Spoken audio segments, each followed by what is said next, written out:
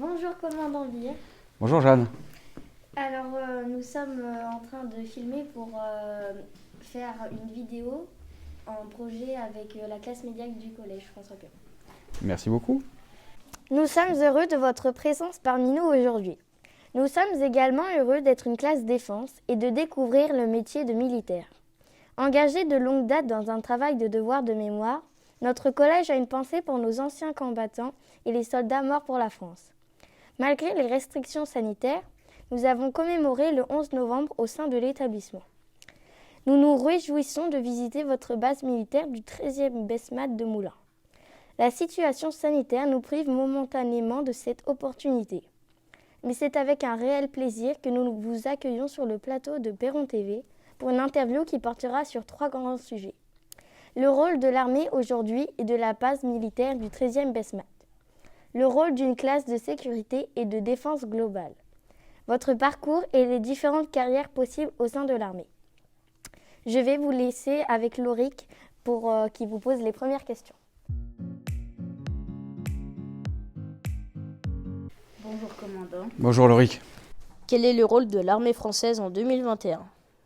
Alors avant de répondre à cette question, je voudrais vous dire à quel point je suis également heureux d'être présent parmi vous et heureux de répondre à votre interview. Tout d'abord parce que dans le cadre des actions du délégué militaire départemental, comme j'ai pu vous le dire tout à l'heure, nous avons des actions de rayonnement. Et vous savez que s'inscrivant dans le cadre du plan d'égalité des chances, la classe de sécurité et de défense globale est une des actions que la défense peut mener pour conserver le lien armée-jeunesse, le lien armée-nation.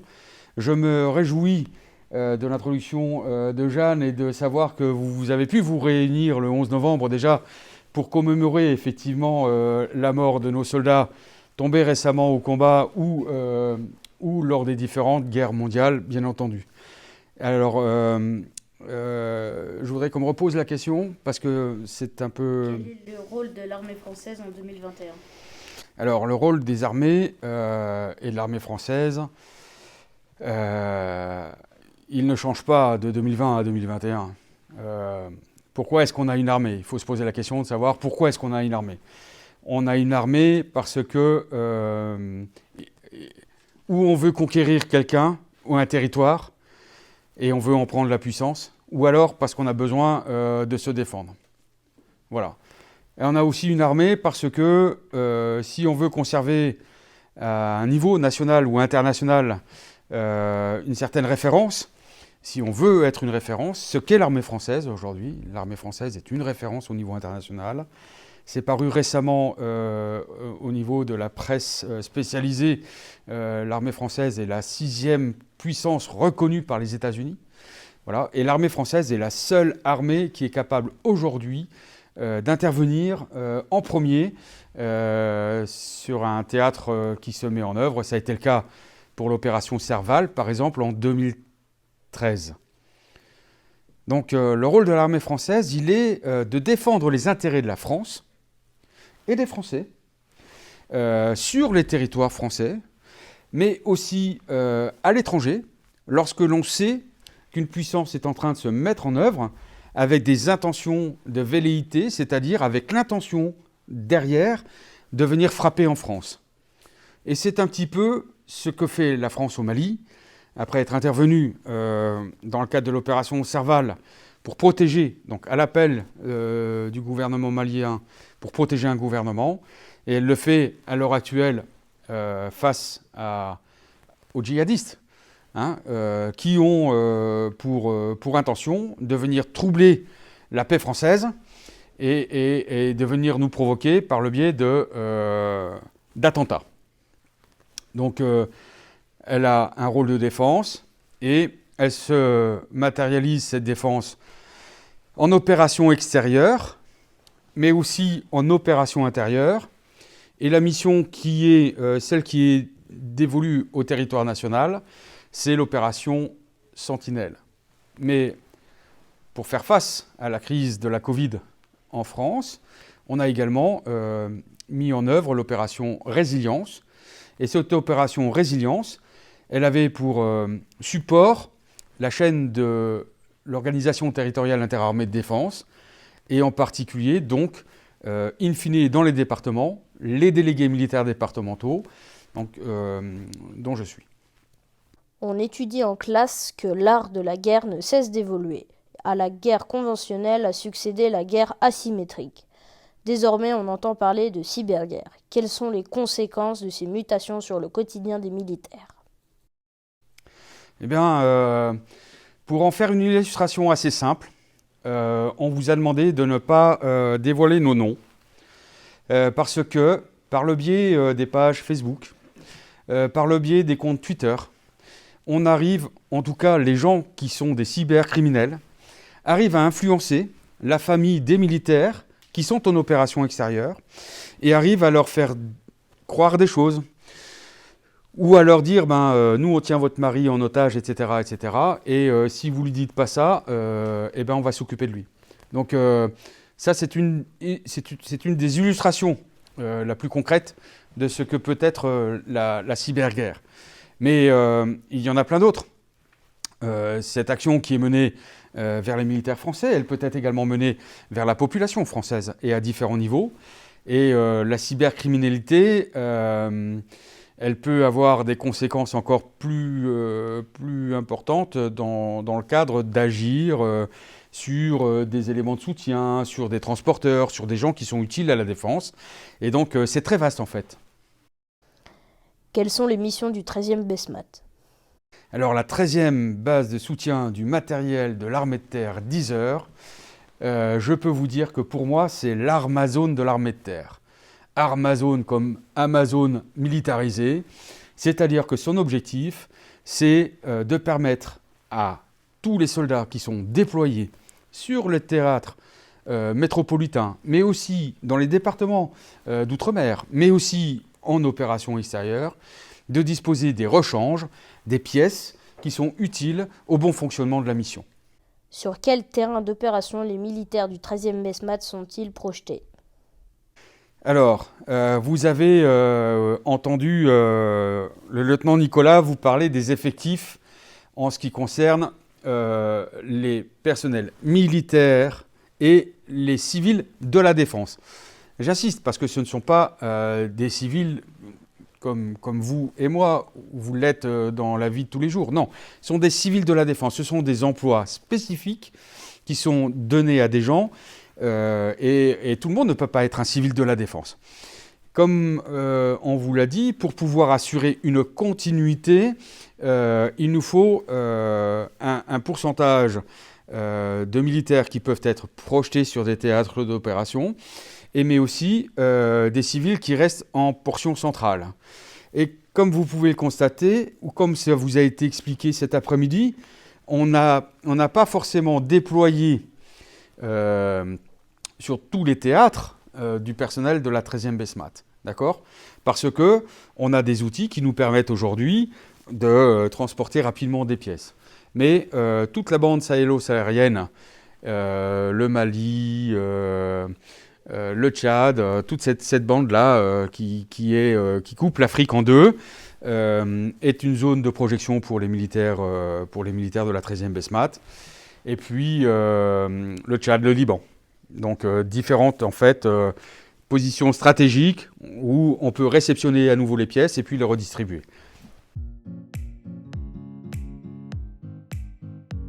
Pourquoi mettre en œuvre une classe de sécurité et de défense globale ? Alors, j'ai essayé de l'illustrer tout à l'heure à travers ma petite présentation. Vous avez vu que l'évolution géopolitique, la chute du mur de Berlin, les dividendes de la paix, tout ça ont fait que la population française s'est un peu éloignée de l'armée et du monde de l'armée. Ça devient quelque chose de spécifique, etc. On a créé les correspondants de défense.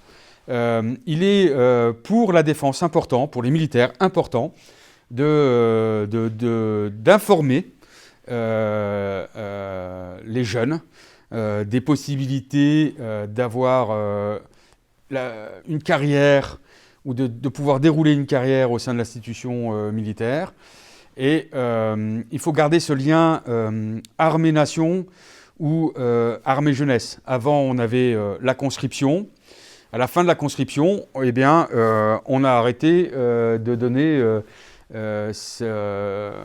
cette petite touche qui était le service militaire, qui était de donner un petit peu cette, comment dire, bon,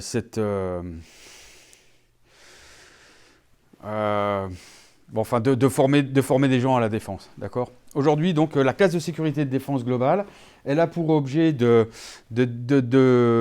parrainer ou de marrainer une classe avec un établissement militaire qui permet eh ben, des enseignants d'avoir des supports pour vous enseigner tout ce qui est militaire, pour vous apporter aussi un parcours de citoyenneté. Et tout ça, ça peut se réaliser à travers la classe de sécurité de défense globale. Je rappelle que c'est un projet pédagogique pluriannuel, donc c'est sur un cycle de 3 ans. Et ce sont donc des enseignants qui montent un projet avec leurs élèves. Donc c'est bien quelque chose qui nécessite l'adhésion de tout le monde, des élèves et des militaires. Et je trouve que ça, en plus, vous avez des possibilités. Je pense que votre classe, avec vos vidéos, etc., peut très largement rentrer dans le cadre de concours qui sont organisés. Alors, vous avez eu un très beau résultat au niveau de l'académie, je le sais. Et ça pourrait être également quelque chose qui pourrait se faire sur le plan militaire. Donc avec les CDSG, il y avait un projet de carte postale, il y avait un projet de monument des OPEX. Voilà, chaque année, en fait, il y a des projets. Le lycée Valérie Larbaud a validé cela. Et puis, au niveau de la délégation militaire départementale, j'essaie de mettre en place un rallye citoyen que je voudrais organiser, si possible, le 17 mai. C'est la semaine de la CDSG au niveau national, elle est du 17 au 21 mai. Et si la situation sanitaire nous permet de nous retrouver, on est en train de travailler sur un projet autour de l'historiel du paysan soldat, hein, à Fleuriel. Et voilà, on voudrait faire un petit parcours et on aimerait pouvoir finaliser ce parcours par une cérémonie, voilà, de manière à répondre à vos attentes aussi, à vous montrer ce que c'est qu'une cérémonie, une prise d'armes. Et puis, à cette occasion, on a déjà réalisé 2 drapeaux qui sont un petit peu, pour moi, les flambeaux, hein, qui pourraient permettre à une classe de donner le flambeau à une autre classe d'année scolaire en année scolaire. Quelles actions seront proposées aux élèves ? Eh bien, on vient d'en parler, hein. On a la possibilité de visiter une base marraine. C'est également pour nous, des fois, en contact avec vos enseignants, l'opportunité, et avec d'autres organismes, hein, comme le directeur de l'Office national et des anciens combattants, la possibilité pour une classe d'aller raviver la flamme sous l'Arc de Triomphe, la possibilité pour vous d'aller visiter le musée des Invalides. Faciliter en fonction des projets pédagogiques l'accès à des établissements militaires, organiser toute cette chaîne, assurer la sécurité, des accès, etc., etc. Un des objectifs de cette classe de sécurité et de défense globale est de présenter les différents métiers proposés par l'armée. Et maintenant, je vais laisser Jeanne vous interroger à ce sujet. Merci Lauric, merci pour ces questions.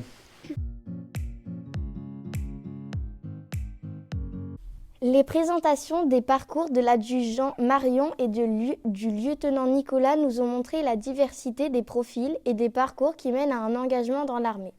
Votre parcours est riche. Pouvez-vous nous en livrer les grandes lignes ? Oui, alors j'arrive à 37 ans de carrière. Donc effectivement, je vais rester vraiment dans les grandes lignes. Mais j'ai pu m'engager le 1er octobre 1984 au titre de l'école d'application de l'infanterie comme élève sous-officier d'active. Et après une année de formation, j'ai rejoint un régiment. Et pendant les 15 premières années de ma vie, au contact des jeunes appelés, j'ai été sous-officier. Et en 1999, j'ai eu l'opportunité de pouvoir présenter un concours pour être officier. Et j'ai à nouveau rejoint l'école d'application de l'infanterie pour une année, pour être formé à remplir les missions d'un officier en régiment. Et tout ça toujours dans l'infanterie. Alors avant, j'étais fantassin mécanisé sur des véhicules à chenilles. Ensuite, je suis devenu, toujours au sein d'un régiment d'infanterie mécanisée, chef de la section appui mortier, donc un peu le petit artilleur de l'infanterie. Et puis ensuite, au gré des besoins du régiment, parce qu'un officier, c'est quelqu'un qui est généraliste, j'ai assumé différentes responsabilités. Et j'ai pris le commandement de ma compagnie de 2006 à 2008 au niveau du 92e régiment d'infanterie, avant de rejoindre l'état-major de la 3e brigade mécanisée à Limoges à l'époque. Et en 2011, on est revenu sur Clermont-Ferrand et après être parti sur l'opération Serval, j'ai été muté en Allemagne à nouveau, à ma demande. Mais malheureusement, le régiment a été dissous. C'était le 110e régiment d'infanterie à Donau-Eschingen. Et du coup, j'ai rejoint un état-major de l'OTAN, le plus haut état-major opératif de l'OTAN, qui est à Mons, en Belgique. Initialement, il était en France, hein, et cet état-major s'appelle le SHAPE, Supreme Allied Headquarters Powers in Europe. Et c'était une expérience extraordinaire également, puisque pendant 3 ans, j'ai voyagé à travers le monde. Et après quoi, j'ai été promu au grade de commandant pour une durée de 4 ans. Donc c'est dont le terme sera le 1er août 2021. Et là, j'ai servi pendant 2 ans en tant que chef de cabinet, un général de corps d'armée, au corps de réaction rapide France, qui est aussi un univers international et de l'OTAN. Et depuis le 1er juin 2019, j'ai rejoint Moulins et la délégation militaire départementale. Mais chacun des parcours de chacun des soldats est complètement différent. Il est aussi à la portée de ce que l'on veut en faire. On peut être mécanicien et rester mécanicien, on peut être mécanicien et devenir officier. Et avoir à commander ses propres ateliers. Donc on a un véritable escalier social au niveau de l'institution militaire. C'est pas un ascenseur. L'ascenseur, on appuie sur le bouton et sans faire d'effort, on peut monter. Moi, j'ai commencé comme caporal-chef et aujourd'hui, je vais finir mon cursus en tant que commandant et en tant qu'officier supérieur. Le général qui m'a remis mes galons m'a dit que, en fait, nos 2 carrières étaient similaires, puisqu'on avait gravi autant d'échelons de l'échelle, l'un et l'autre, mais on n'avait pas commencé au même endroit. Donc, vous avez des métiers de combattants, qui sont des métiers qui sont épuisants. On a parlé tout à l'heure du poids qu'on pouvait avoir quand on était par des températures au Mali qui vont jusqu'à 40-45 degrés, avec des chutes de température qui sont des fois énormes ou pas, donc on a plus ou moins le temps de récupérer. Donc ce sont des métiers qui sont épuisants. Et c'est pour ça qu'on a aussi un service de contractuel, parce qu'on ne peut pas être tout le temps à 100%. Arrive un moment où son corps dit bon bah là il y a rupture. Hein. Et c'est aussi pour ça qu'on peut changer de métier. C'est aussi pour ça qu'on peut progresser. Et donc je dirais qu'il n'y a pas. On a beaucoup de métiers, on a de nombreux métiers. Il faut avoir une aptitude physique pour pouvoir les remplir. Ça c'est le plus important. Et avec un peu de volonté, on arrive, si on suit mon exemple, avoir une belle carrière. Quelle a été votre mission la plus dangereuse? Avez-vous perdu des hommes sur le terrain? Ouais, alors ça, c'est un sujet qui est toujours assez pénible à vivre ou à dire ou à exprimer. Oui, j'ai vécu des missions assez sensibles aux côtés de l'armée afghane hein, en Afghanistan en 2009, au sein des OMLT. C'est une équipe de mentors. Hein. Et on déplore de toute façon, je peux vous dire que je déplore des frères d'armes. C'est-à-dire que quand vous voyez l'image d'un soldat qui est tombé au combat, pour moi, que c'était un ami proche, ou que je le connaisse ou que je ne le connaisse pas, pour moi c'est pareil. Il n'y a pas la mort d'un soldat en particulier qui va me peiner plus qu'un autre. Elles me peinent tous autant. Parce que comme je vous l'ai dit, le métier de soldat, ça vous donne le droit de tuer, mais ça vous donne surtout aussi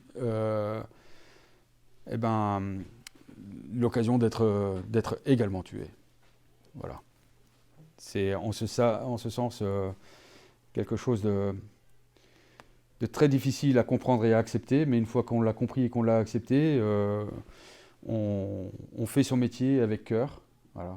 Et la mort d'un frère d'armes, c'est quelque chose qui est toujours assez pénible à vivre. Quels sont les métiers les plus atypiques au sein de l'armée? Alors, on a des vétérinaires, on a des maîtres de chiens, on a des géographes, on a des gens qui sont payés pour faire des cartes, on a des gens qui sont payés pour lire des photos aériennes. Voilà. Et puis, je pense que le fait d'être militaire, c'est déjà atypique parce que bon, il faut se lever tous les matins, il faut être ponctuel, il faut être rigoureux, obéir à des règles. Donc aujourd'hui, en soi, ça devient quand même assez atypique que d'être militaire. Merci de nous avoir accordé ce temps pour avoir répondu à nos questions. Merci. Lauric, Jacques, merci à vous de nous avoir accueillis au sein de votre bel établissement. Et merci également à l'ensemble de vos enseignants qui vous conduisent et vous guident dans ce parcours. Et puis à Monsieur Viraud, votre chef d'établissement, qui veut bien construire avec nous en partenariat et de manière commune cette classe de sécurité de défense globale.